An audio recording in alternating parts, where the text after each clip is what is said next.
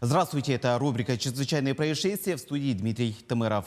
В Алданском районе прокуратура направила в суд уголовное дело о причинении тяжкого вреда здоровью пенсионеру, повлекшего по неосторожности его смерть. Прокуратура района утвердила обвинительное заключение в отношении 33-летнего местного жителя, который в ходе распития спиртных напитков совершил данное деяние.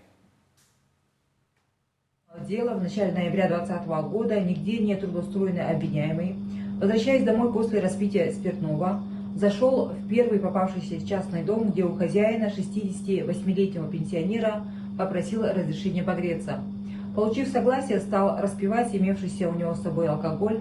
В последующем на просьбу хозяина покинуть его дом затеял ссору, в ходе которой избил пожилого человека.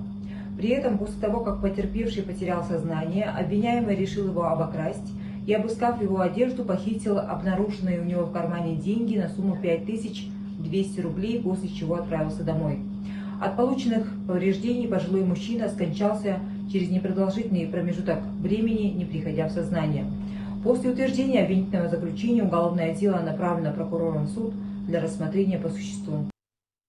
В Алекминском районе разыскивают водителя, сбившего пьяного пешехода. Он получил сотрясение головного мозга и ушибленную рану головы. 17 февраля в скорую помощь Алекминского района обратился 29-летний мужчина, получивший травмы в результате ДТП, сообщает пресс-служба ГИБДД республики. Около полуночи в селе Юнкюр на него наехал неустановленный легковой автомобиль. Пешеход, с его слов, шел по левому краю проезжей части. Марку и номер транспорта он не разглядел, так как был ослеплен светом фар. Водитель с места происшествия скрылся, рассказали в пресс-службе ведомства.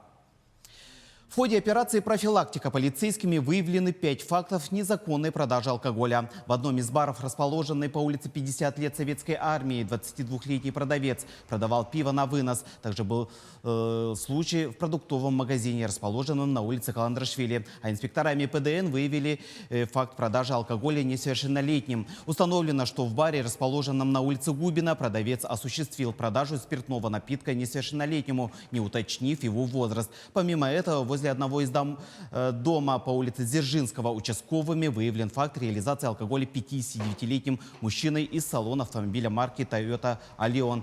И в поселке Жатай в одном из продуктовых магазинов осуществлялась реализация алкогольной продукции без соответствующей лицензии. По данным фактам составлены административные протоколы в отношении нарушителей.